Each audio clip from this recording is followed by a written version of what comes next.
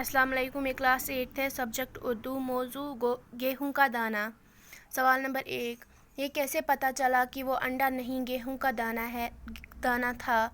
جواب: جب انڈے نما گیہوں کو کھڑکی کے پاس رکھ دیا گیا تو اچانک ایک چیل نے آ کر اس میں چھید کر دیا۔ اس طرح معلوم ہوا کہ وہ انڈا نہیں گیہوں کا دانہ تھا۔ سوال نمبر 2، سب سے زیادہ کمزور کون تھا؟ بیٹا، باپ یا دادا؟ جواب: سب سے زیادہ کمزور بیٹا تھا۔ سوال نمبر 3، بڑے دادا نے اس دانے کو کیوں پہچان لیا؟ جواب: بڑے دادا نے اس دانے کو پہچان لیا کیونکہ ایسا گیہوں ان کے زمانے میں ہوا کرتا تھا۔ اس نے اپنی جوانی میں ایسا گیہوں بویا بھی تھا اور کھایا بھی تھا۔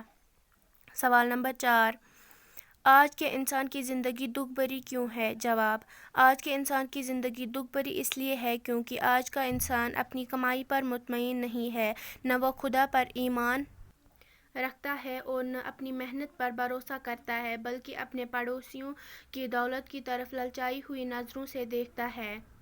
سوال نمبر 5، گیہوں ہمارے لیے کیوں ضروری ہے؟ ہم اچھا گیہوں کیسے اگا سکتے ہیں؟